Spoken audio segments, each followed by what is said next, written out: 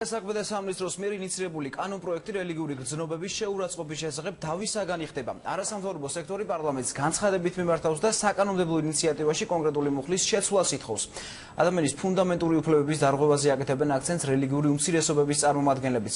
ნათია ორველაშვილი შეეცადა გაერკვია დაეკისრება თუ არა მოქალაქეს ადმინისტრაციული პასუხისმგებლობა სასულიერო პირის კრიტიკის გამო.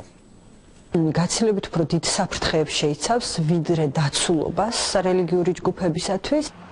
ევანგელურ ბაპტისტური ეკლესიის ეპისკოპოსი იმ კანონპროექტის შესახებ საუბრობს, რომელიც პარლამენტმა პირველი მოსმენით უკვე განიხილა. რუსუდან გოცირიძე ამბობს, რომ არსებული სახით კანონპროექტის მიღება ადამიანის ფუნდამენტურ უფლებებს შეზღუდავს. ის რაც მე მაფიქრებს, ეს არის, რომ ამ კანონის მეშვეობით საფრთხის ქვეშ დგება სიტყვის თავისუფლება და ხელოვნების თავისუფლება. და ეს ორი რამე თუ შეიზღუდა ამ ქვეყანაში, რისი საშიშროებაზე, რისი ნიშნებიც ამ კანონის გარეშეც იგრძნობოდა, ხო? ეს თუ დადგა, მაშინ ირანიზაციამდე აღარაფერი დაგვრჩენია. შინაგან საქმეთა სამინისტროს მიერ ინიციირებული კანონპროექტი ადამიანის რწმენისა და აღმსარებლობისთვის ხელის შეშლას ზღუდავს, რაც შეიძლება შემდეგში გამოიხატოს.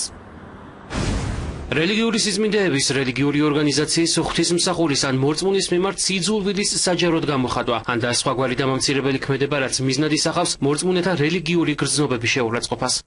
ღვთისმსახურების ან და სხვა რელიგიური წესისა თუ ჩვეულების აღსრულებისთვის უკანონოდ ხელის შეშლაში. რელიგიური შუღლის და სიძულვილის საჯაროდ გამოხატვაში ან და ამგვარი ქმედებისგან საჯაროდ მოწოდებაში. რელიგიური შენობების და სხვა სიწმინდეების წაბილწვაში, მასზე ნებისმიერი წარწერის გაკეთებაში, ან და მათ დაზიანებაში. მორწმუნის საჯაროდ შეურაცხყოფაში ამა თუ იმ რელიგიური ორგანიზაციისადმი კუთვნილების გამო. ამ პუნქტების დარღვევა 300-დან 500 ლარამდე ჯარიმას ითვალისწინებს. წლის განმავლობაში იგივე ქმედების განმეორება კი 1000-დან 1500 ლარამდე ჯარიმით ან 15 დღიანი ადმინისტრაციული პატიმრობით დაისჯება.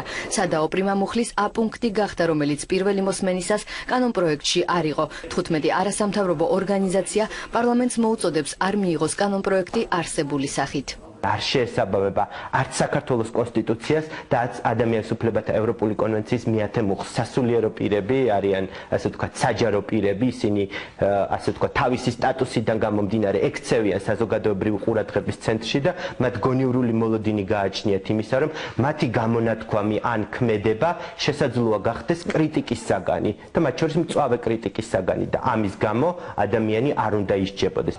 საკანონმდებლო ინიციატივასთან დაკავშირებით შენიშვნები აქვთ თავად კანონმდებლებსაც. ლევან ბერძენიშვილი დარწმუნებულია, რომ სადაო მუხლი მეორე მოსმენის დროს შეიცვლება.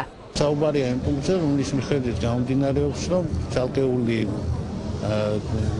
ასე ვთქვათ მოქალაქეების მიმართ კრიტიკა არ შეიძლება. ასეთი რამ საიდანაც გამომდინარეობს, იმ მუხლში უნდა შევიდეს ცვლილება, რომელიც ძალიან კაფიოდ დაადგენს ჩემს უფლებას ვიყო კრიტიკული ვის მიმართაც მინდა და როცა მინდა და მათ შორის შემიძლია ვიყო სამართლოდ კრიტიკულიც და ანუ გამოხატვის თავისუფლება არ უნდა შეიზღუდოს.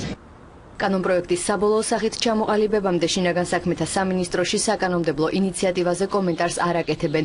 პროექტს არ გასცნობიან საპატრიარქოშიც, მათი პოზიცია მოგვიანებით გახდება ცნობილი.